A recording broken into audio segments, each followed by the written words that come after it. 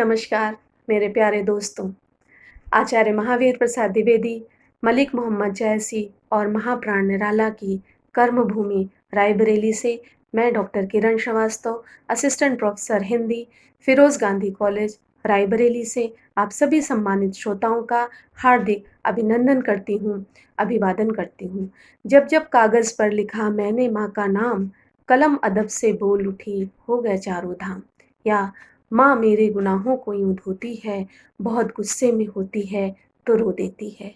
जैसी तमाम अमर पंक्तियों से लोगों के हृदय को द्रवित करने वाले, हृदय को गहरे छूने वाले आदरणीय मुनव्वर राणा जी को प्रणाम करते हुए मैं अपनी भावनाएँ, अपनी संवेदनाएँ आप सबके साथ साझा करना चाहती हूँ। दोस्तों, माँ ने मुझे लिखा, मुझे पढ़ा, मुझे गुना, तो भला मैं माँ के लिए क्या लिख सकती हूँ? हाँ, अपने चंद शब्दों, कुछ भावनाओं से माँ की याद को मैं ताज़ा ज़रूर कर सकती हूँ। मेरा दूसरा काव्य संग्रह हवा सी बहो तुम की एक कविता, एक लंबी कविता जो माँ की स्मृतियों को समर्पित है, देहरी की हद।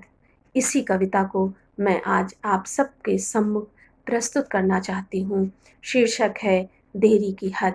मेरी इस कविता के कुछ शब्द, कुछ अर्थ अगर आपके दिल को छू पाएँ तो मैं अपनी इस छोटी-सी कोशिश को सफल मानूँगी। कविता देखिए।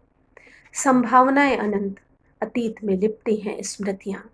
संभावनाएँ अनंत, अतीत में लिपटी हैं स्मृतियाँ। जीवन और स्मृतियों की संपृक्ति में माँ थीं, माँ हैं, माँ रहेंगी।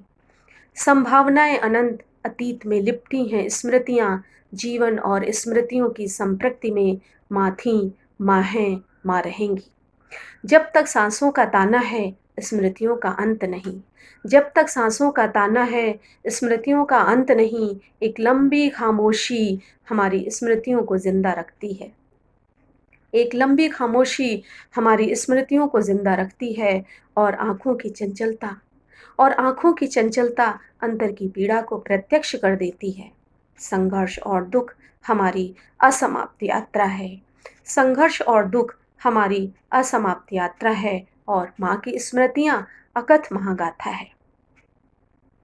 आकाश में उड़ रही रंग-बिरंगी पतंगों को, आकाश में उड़ रही रंग-बिरंगी पतंगों को, लाल उदासी में डूबते सूरज को, आँसू में तैरते चूनर में लिपटे माँ के अंतिम रूप को, आँसू में तैरते चूनर में लिपटे माँ के अंतिम रूप को, ये ठंडी हवा चुपचाप कपा गई। माँ के अंतिम रूप को ये ठंडी हवा चुपचाप कपा गई और माँ अपने होने का एहसास दिला गई और माँ अपने होने का एहसास दिला गई। चाहा तो बहुत मगर समय नहीं रुका, चाहा तो बहुत मगर समय नहीं रुका।